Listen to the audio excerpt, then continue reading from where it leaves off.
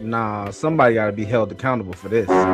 So you take words out of context and then you crucify a man. Right. Not knowing that I am a victim of a cultureless country. You know, that's sometimes the risk. I think we get angry too quickly. Mm-hmm. We're too sensitive. We gonna laugh, we gonna learn, but somebody got to be held accountable. What's good? What they do? It's your boy Purple Lips. Ain't broke no more. To the most, all praise to the Most High. Welcome back to the ABN movement. This African man, Frank Zanu, said Black Americans are lost and they have no culture. Well, was he wrong? Frank, let me ask you a question. If slavery erased our Black Americans' culture, what do you call what we built after slavery? What do you call that? Good question, Eli. You have to give me an example of what you mean by what we build. What are you referring to?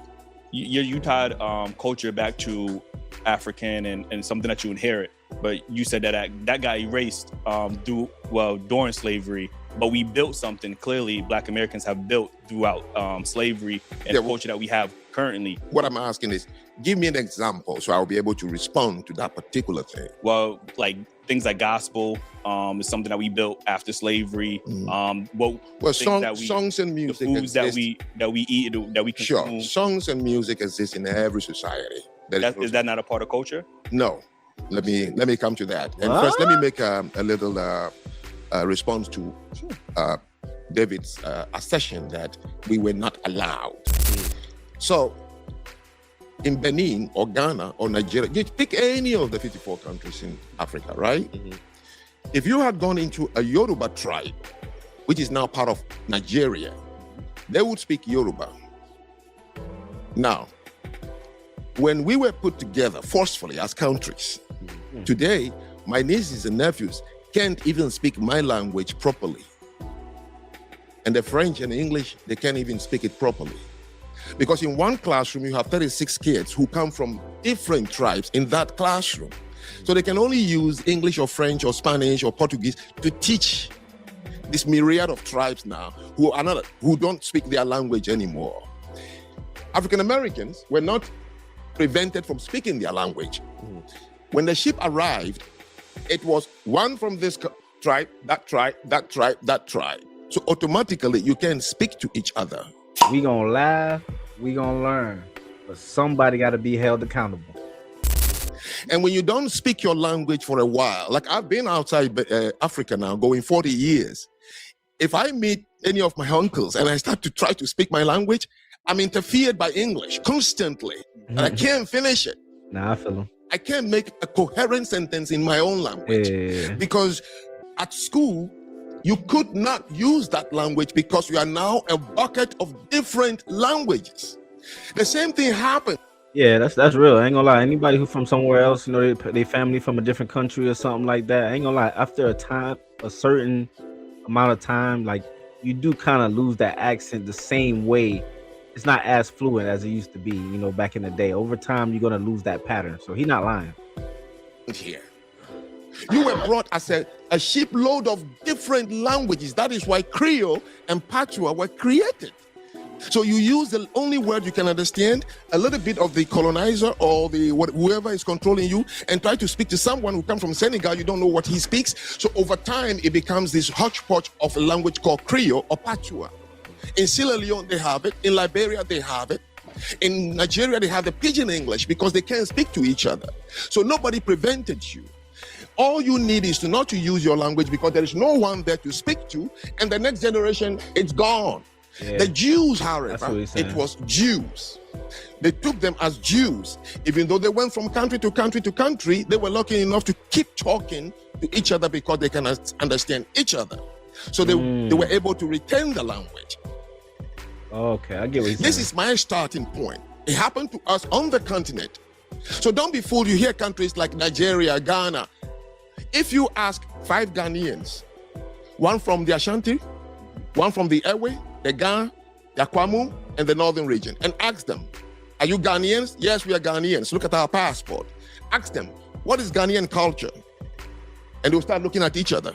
There is no such thing. Ask them, what do you speak in Ghana? They'll start looking at each other. ask them, what is the Ghanaian sense of value? There's no such thing. How do you guys marry in Ghana? There is no such thing. But you say you're Ghanaians. So what happened to us happened here. And when I arrived here, I understood it. When I went to Haiti, I was like, whoa. When I went to Jamaica, the same thing. So when I said, I was only speaking here, so I said African Americans, I would have said the same thing about my own countries in the continent. We have no culture. If you made it this far, I appreciate you. Do me a favor and like the video for the algorithm. Drop your thoughts in the comments so we can interact with each other. And subscribe. We post 4 times a week. Join the ABN movement. Ain't broke no more. Thank you. Yeah, but from that video, what I got from it is you put Haitians on a pedestal. I didn't. No, let me correct you. When in comparison to Black Americans, you said Haitians, they have a culture. Like you said that out your mouth. I said. So Nah, that ain't what I understood right there. I ain't gonna lie. Based off of what I just understood right there, basically, Frank Zanou isn't saying Black Americans don't exist, like they don't matter, or that they don't have history. What he's challenging is the structure, the unity, the ownership. He's pointing out the groups like Japanese and Jewish people who, despite centuries of oppression, rejection, and violence, they reached the point where they stopped waiting on acceptance and started building a system that shares values, their faith, their community economics, and their identity that circulates inward. You know what I'm saying? That's what creates culture that lasts, and that's what these people have done. And he's using them as examples because they have went through oppression as well, but at some point they took a stand. It was a long video about Haiti. And during that conversation, I began to talk about why Haitians can fix Haiti. Because you don't have Haitians. You have just a country forcefully imposed upon you a citizenship, but you are from different places in Africa. But right now, if you go somewhere, you would speak Creole, and somebody would say, oh, that is Haitian. That's what I meant. Not putting them on any pedestal. So they have a language. They created one. So, so you want to say, and it's not even have useful in identity. any way because it's not an international language. So they took French and made Creole, right? Is what you're saying? Spanish, French, and then over 200 African tribal languages into one. But the point is that they have an identity, they have a culture. You know what I'm saying? When you hear their language, you know for sure that's Haitians. If French hear the Haitians speak, they know that's not French. They're like, oh, that must be the Haitians. You know what I mean? Everybody can identify the Haitian language back to Haiti. You know what I'm saying? Americans would say that they took English and made their own language as well. And what is that? I mean, it's a broken version of English, but it's still something that we could speak to that's specifically to us. What language is that? I mean, it's English. He's talking about English. African American vernacular English. The same way, for example, I think I've heard. Yes, when I came to this country in 1994, I had a debate on my campus about Ebonics. Right. Now, Same thing. Yeah, and somebody corrected me. I think it was my professor said, no, if you say Ebonics, there is no one collective Ebonics. Correct. You have to go into pockets. If the person is from the north, the south, the central, they created their own style around it. So I understand that part. That didn't even qualify as a subculture. So let me give you, Jamaicans don't have a culture. When you say the country Jamaica, no, there is not identifiable as a culture. But the Rastafarians have a culture. Now, let me explain what I mean by worldview. The Rastafarians' worldview is that men were put on earth to take care of nature. Okay, that wealth you have to create more than consume. So they live a frugal life. So politically they are pacifists. They will never go to war. We gonna laugh, we gonna learn, but somebody got to be held accountable. My question of the day is, if other groups build identity through unity and sacrifice, what's stopping us? Socially, they're communal and what we call Epicurean. They believe getting high, eat some food, and have deep conversation is what life is about. And then religiously, they are Rastafarians. Hippies are the Western version of a Rastafarians. They also had a worldview, and that dictated their relationship with wealth. The hippies believed that humans were put on earth to create and consume, and that living in community and being frugal as to wearing the most inexpensive clothing and using things together is what life is all about. So it guided how you see them dress, where they shop from, why they marry, on and on and on. That's what I mean by any society. If you want to understand them, it's the worldview. The Jews believe that they were put on earth as God's chosen people. That through them, that is a worldview. Now, any child told that, forget it drives them. Hurting one of them,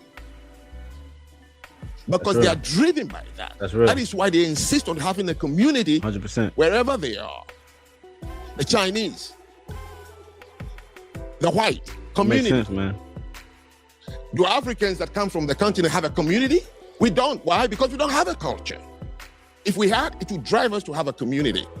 In the 50 states of the United States of America, African Americans don't have a community. They have neighborhoods. Now, people who got angry with me didn't even ask me, what does culture do anyway? What is it? Like if I say you didn't have, that it makes you what? Nobody asked that question. What is that thing you're trying to hold on called culture, by the way? What is it? You care to elaborate on that then? Now? No, I'm asking. Once upon a time, John Lennon sang a song. Imagine we don't have religion. Imagine a world without religion, without heaven and hell. He believed in what? The brotherhood of mankind. So imagine the people without a culture. Maybe they are striving to a brotherhood of mankind. Yeah, that makes sense. So you take words out of context and then you crucify a man. Not knowing that I am a victim of a cultureless country. You know, that's sometimes the risk. I think we get angry too quickly. We're too sensitive. I was giving a talk, live talk the other day, and a gentleman, not the way David is behaving, he wrote the book and he said, my brother friend. He doesn't know what this that man caught my attention. I ain't gonna lie, you know what I'm saying? Let me see what he said again, dog. My dog caught my attention. We get angry too quickly. We're too sensitive. That's real. I was giving a talk, live talk the other day, and a gentleman, not the way David is behaving, he wrote the book and he said, my brother friend. He doesn't know what this means to me. He called me on the phone and spoke with me. And we became friends, like on the phone. And I said, I gotta go. Even if it's 3 hours drive, if I have to fly, I'm going to see this gentleman. Because more than this conversation, there is someone here who really is a thinker. That's real. But we got to begin to tame down and accept criticism, because that is the only way societies were built in this world. In my live talk, I told this gentleman when he wouldn't get off my case, and I said, let me tell you something. I get what you're saying. You don't hate the white man. You don't even fear them. Because if black people hate and fear the white man the way they hate and fear each other, you would all have left this country at the end of slavery. Left this country and go where? Go where? Yeah. Where did the Jews go to? You know how many lands in Africa was offered to African Americans through the Black Star Line project? It was funded by a British through Marcus Garvey and Kwame Nkrumah, the Black Star Line. Did you go? No. How did you get the Amerigo-Liberia culture moved back? 3,400 people only agreed to go to Liberia. What do you mean where to? Plenty of land everywhere. Where did you come back from? How about the Caribbean? This is exactly why the ABN exists. I talk relationships not because I'm stuck on dating, but because strong families are the foundation of strong communities. You don't get healthy kids without accountable adults. You don't get unity without leadership. And you don't get a culture without people willing to invest time, money, values, and accountability back into themselves. That's what the ABN is about, breaking out spiritually, mentally, and systematically brokenness, starting with self. Accountability before excuses. Ain't broke no more spiritually, mentally, and systematically. This ain't broke no more movement. We building brick by brick. I'll see y'all in the next video. I'm out.